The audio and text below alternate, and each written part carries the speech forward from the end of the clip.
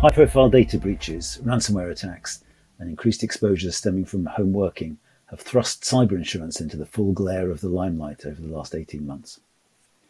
I'm Richard Banks with AM Best TV. At AM Best Europe's insurance market briefing, Alex Rafferty, Associate Director Analytics at AM Best, provided a fascinating update on the evolving risks and opportunities in the cyber insurance market. I'm delighted to say that Alex joins us now. Alex, thanks for being here.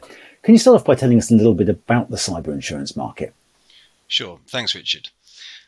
First of all, I think it's fair to say that the cyber insurance market is a dynamic marketplace currently. This really mirrors what is a dynamic, wider cyber risk environment where the risk landscape is continually evolving.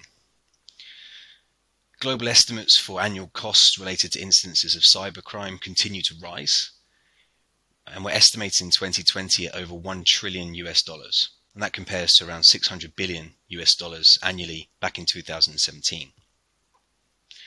So in this context, the global cyber insurance market has been growing rapidly.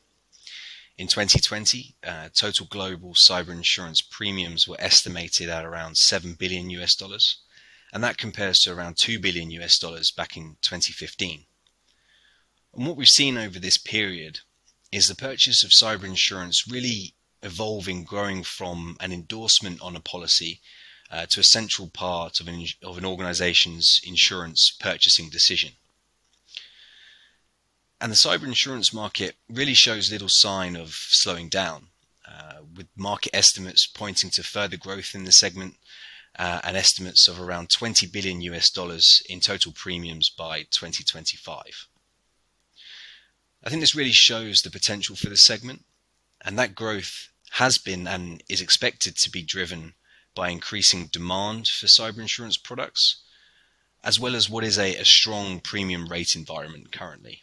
When it comes to market composition, the US remains the largest geographic market for cyber insurance. Although with that said, strong growth is being observed in the UK, in Europe, and across the Asia-Pacific region. I would add as well that while the US is the largest market for cyber insurance, the London market and Lloyd's continues to play a key role in the underwriting of global cyber insurance business as a core underwriting hub for the class. Excellent. You give us some insight there into some of the developments that we've seen over the past 18 months. Perhaps you can delve into those in a little bit more detail, and perhaps you can tell us a little bit about some of the drivers of those developments as well. The rapid recent premium growth observed in the cyber insurance market, I would say, is largely in response to a rapidly developing risk landscape. And among the key developments observed over the past 18 months, a couple of which you've mentioned already, ransomware, working from home, have been some of the most significant. In terms of cyber attacks, and more specifically ransomware, there have been several very high-profile instances over the last year or so. An example being the very high-profile Colonial Pipeline hack and subsequent ransom demand in the US. A recent AM Best study of NAIC data in the US also showed that first-party ransomware attacks, so direct system shutdowns until a ransom has been paid, drove an 18% increase in total cyber insurance claims in the US over 2020, and that ransomware claims actually represented 75% of all cyber claims incurred. Another key factor is that of home working in response to the COVID-19 pandemic. So the move from office-based to remote working may have exposed previously unexpected, unknown, or insignificant vulnerabilities in IT security systems, and the remote environment has contributed to an increased risk landscape. In turn, the remote working environment may have made organizations more vulnerable to cyber attack. For example, to ransomware, as we mentioned, to the installation of malware or to phishing attempts. The shift to remote working is in fact cited as a core driver to the increase in cyber attacks and cyber insurance claims over the past 18 months. The cyber insurance risk landscape continues to evolve, which is requiring insurers to respond. Other significant developments and risk areas for cyber insurance include the aggregation of cyber risk. So what is the impact of cyber cat events on an insurer's portfolio?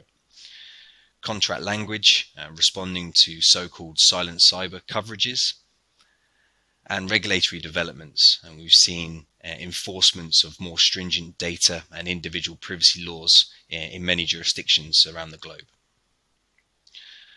And this evolving risk landscape has had a clear impact on the cyber insurance market, with both cyber insurance claim frequency and severity increasing. It's important to note that cyber insurance has historically been a very profitable class of business for insurers. However, the recent loss environment is presenting challenges to the sustainability of that profitability. We have observed the loss ratio rising for the US cyber segment, and that loss ratio jumped over 20 points in 2020 to reach 68%. And as cyber criminals become more complex, so too does the cost of claims.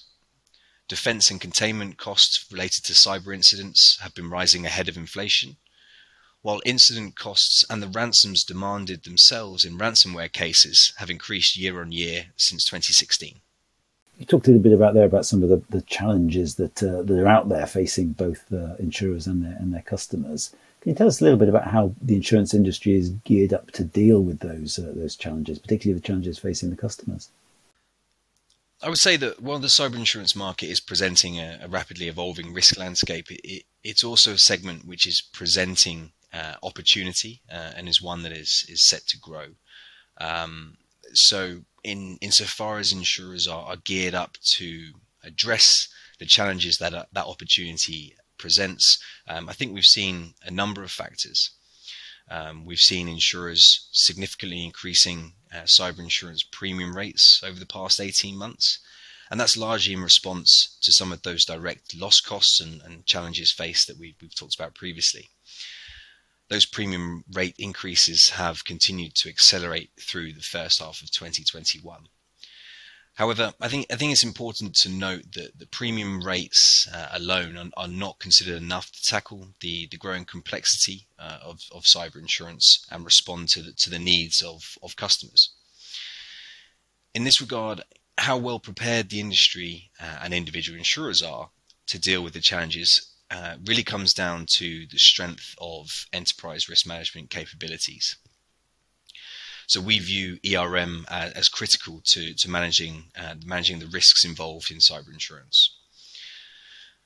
We would expect to observe cyber insurers as having or implementing a clear and robust underwriting and pricing approach, prudent reserving practices to reflect the uncertainties and lack of historical track record in the class, clear risk identification processes that allow the quantification of an insurer's cyber exposures, and an articulated risk appetite towards cyber risk.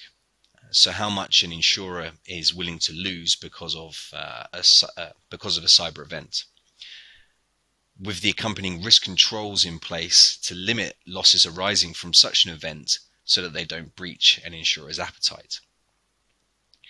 Importantly, we would expect these ERM capabilities to continually evolve to manage the risk faced. Appropriate and evolving enterprise risk management to manage cyber underwriting will be critical to how prepared the market is to respond to the risks involved and ultimately respond to the needs and challenges presented by customers. Good stuff, Alex. Thank you very much indeed. Plenty for us to take away and digest there. Thanks for having me. For more details about AM Best's Europe insurance market briefing and a host of related insight, visit ambest.com. For AM Best TV, I'm Richard Banks.